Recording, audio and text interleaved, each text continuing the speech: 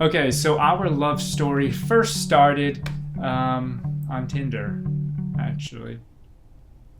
Okay, so backtrack a little bit before. I was living in Chicago area and she was living in Southern Utah. Southern Utah. And me and my friend had this YouTube channel that we wanted to go film like a cool music video for and just get some nice weather in because in Dixon, Illinois it was frigid as f. And at the time we were actually planning to move. We wanted to make a spontaneous trip across the country and we found this random town called St. George and we were like, frick it, let's go check it out and just see if it's worth moving to. And we fly all the way across the country. So we get to St. George and we're having a pretty fun time. We're doing some hiking, we're doing some like just roaming around the area, trying to decide if it's a cool place to live. And at the same time, we really wanted to film this music video, so we were DMing everyone on Tinder, seeing if anyone wanted to be in our music video. So I DM'd Allie some Tinder messages. Here they are. This is exactly what we said to each other. Ended up not doing that, but we still wanted to hang out because I thought she was cute. I never wanted to film a music video. I just wanted to meet Kyle. That was pretty much what my intentions were. I came over to where they were staying and that's when I saw Kyle for the first time. I was like coming down these steps. I literally had my hat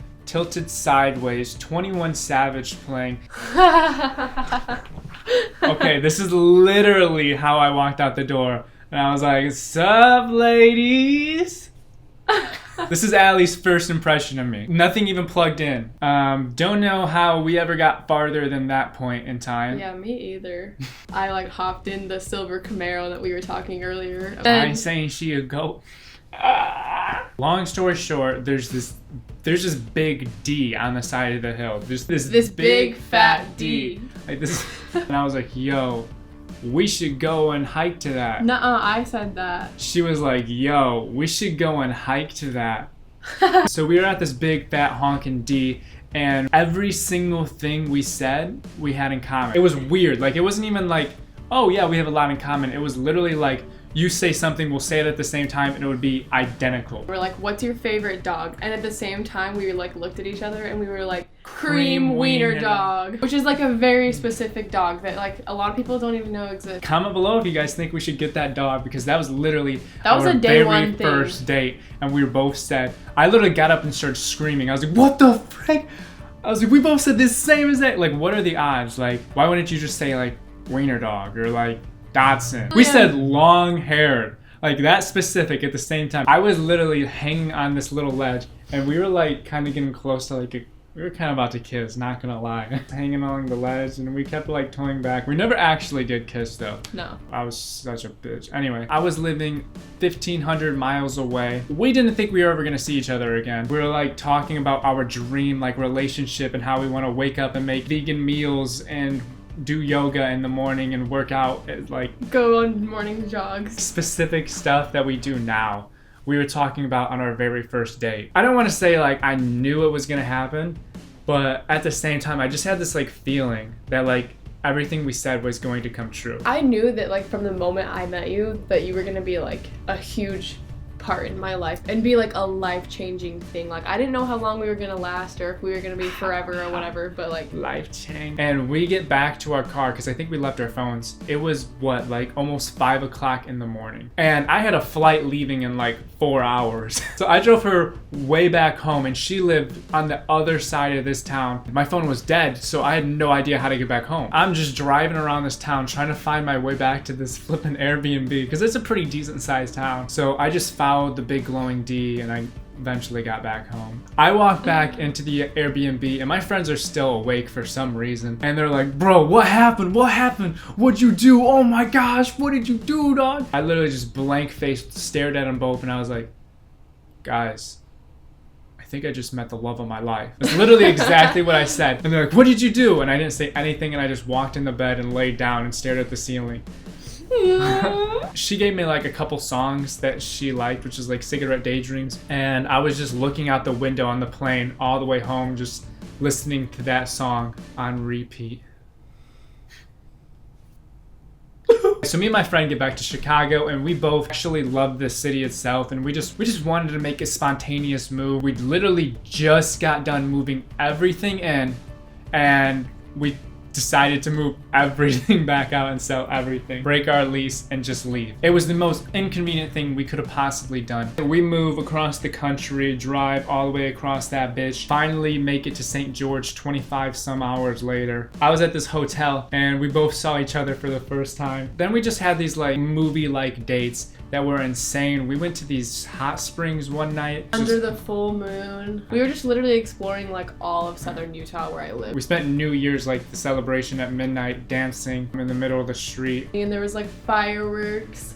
And we were just slow dancing and it was nighttime. Yeah, and wasn't it raining a little bit too? Yeah. And then after that, Allie left for college. And my heart shatters into a billion pieces. But it was still in the same state, so it was like 4 hours away, so like... We started at long distance. Yeah, we started Wow. like that long distance. So we're sending like letters and everything back and forth to each other. In the mail. In the mail, yeah.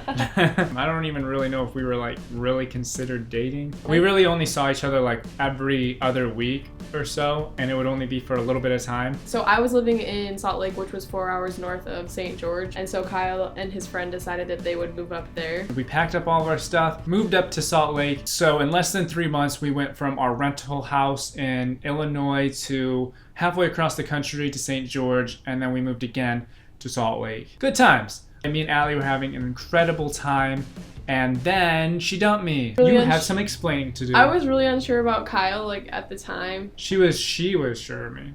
I was sure of, okay, yeah. I was very sure about Kyle at the time, but my family was, like, giving me crap, getting all this pressure from my family and friends, and I succumbed to the peer pressure, and we broke up, and then it was literally, like, within a few days. Like, I knew I had messed up, and I knew, like, how much I loved him and how much I wanted him back. And so I, like, drove to his apartment with this, like, long handwritten letter that was like, I want you back, I messed up, la la la. Me and Kyle got back together, and the rest is history. So then we dated for a year in Salt Lake until our lease ended. I moved back to Illinois. She stayed in Salt Lake. And then she spent the summer with me in Illinois. I had to go back to Utah, and then Kyle moved to Los Angeles, and that is how most of you guys know Kyle and Allie. That's how it all started. You know, there was so many times, especially in our early relationship, that we almost were never gonna be together. And there were so many weird factors that happened. Like the odds of us actually being together right now are like so that the odds of us even knowing each other are so slim. No, I feel like it's like a really good lesson to take away though. It's like if someone is pressuring you to like not be with the person that you love, then like you honestly just have to have like tunnel vision and only care about what you want, because like you're just gonna have tons of regret. And in the long term, that just creates so much resentment towards your family or friends or whoever's telling you not to do something, which sometimes, you know, it's good to listen to your family and friends, but you can't let them dictate how you live your life. If you know what you have is real and authentic and it really is what you know it is, then don't let anything get in between that. I mean, this doesn't even go for relationships. Anything in life. Do you want to look back and be like, I wish I would have done that, or I wish I would have chose her or him? Like, no one wants to look back on that at an older age. Follow your gut. That's the one thing I've learned in my life, is just follow your gut over everything. It'll never steer you wrong. If you guys want to follow us on Instagram at KyleNutt117 and at Allie_Beck_. If you don't want to follow us on Instagram, then don't. Hope you guys enjoyed this video. This was our story. I hope it maybe helps one of you guys choose the love of your life over everything else. Anyway, won't keep you any longer. Have a fantastic day, a fantastic week, and we'll see you in a couple days. Adios. Peace out, Skillet.